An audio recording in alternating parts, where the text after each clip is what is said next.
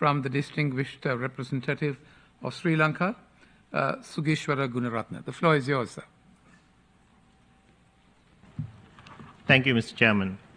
My delegation aligns itself with the statement delivered by Indonesia on behalf of the non-aligned movement. I wish to make the following points in my national capacity. Mr. Chairman, at a time when the world is grappling with several global crises and witnessing an alarming deterioration of the international security environment, the need to curb all weapons of mass destruction assumes paramount importance. The precarious nature of the international security environment today is such that a misperception or mistake can endanger our very existence. Sri Lanka became a state party to the Biological Weapons Convention in 1972 and the Chemical Weapons Convention in 1993. We attach great importance to these two instruments in our collective quest to delegitimize all weapons of mass destruction, chemical, biological, and nuclear. We note with satisfaction the effective operation of the CWC as the only comprehensive multilateral treaty banning an entire category of weapons of mass destruction, along with a verification system, as well as promoting the use of chemicals for peaceful purposes. It must be reiterated that any use of chemical weapons is a complete disregard of humanity, reprehensible and devoid of any legal or moral basis. Sri Lanka has accordingly implemented a system to give effect to the convention nationally. Among other measures, the scheduled chemical industries are identified and registered under our national authority, which comes under the Ministry of Defense, and import recommendations and permits are issued to the scheduled chemical users. We are currently in the process of increasing efficiencies associated with this process through development of an online software and the establishment of a dedicated analytical laboratory for the national authority. We underline the need to achieve full universality of the CWC and to prevent the re-emergence of chemical weapons and its access by non-state actors. Any allegation regarding the use of chemical weapons must be dealt with strictly as per the provisions and procedures laid down in the convention, and consent must be addressed through consultation and cooperation among all parties concerned.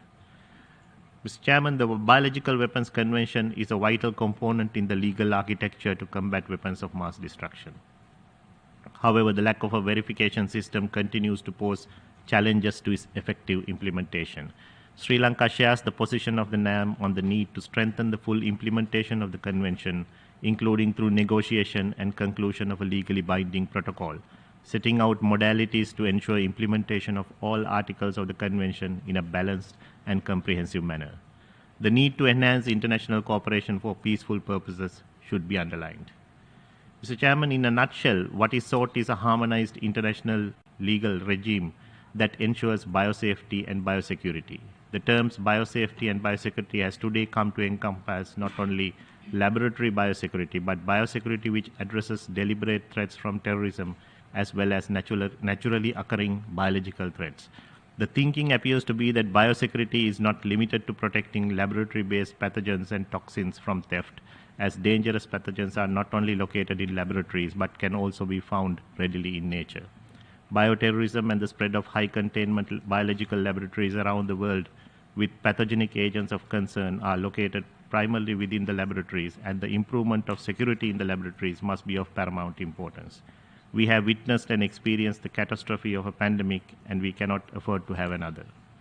Mr. Chairman, it is therefore necessary to develop more globally coherent biosafety and biosecurity standards and overcome the yawning gaps in the regulatory framework and curtail the risk of accidental release of dangerous pathogens, but also provide room for the international misuse of, prevent room for the international misuse of biotechnology. We believe that confidence-building measures among states will facilitate greater exchange of information within the research community, while also creating trust among the different stakeholders for a verifiable common standard against biological weapons. Finally, Mr. Chairman, with regard to UN Security Council Resolution 1540, we take note of the open consultations of the 1540 Committee on the comprehensive review of the status of the resolution held in May-June this year. While we note the expiry of the committee's mandate in November 2022, we underscore that any review should be in conformity with the UN Charter, relevant legally binding instruments, and should not be diluted from the main focus of preventing the acquisition of WMDs by non-state actors.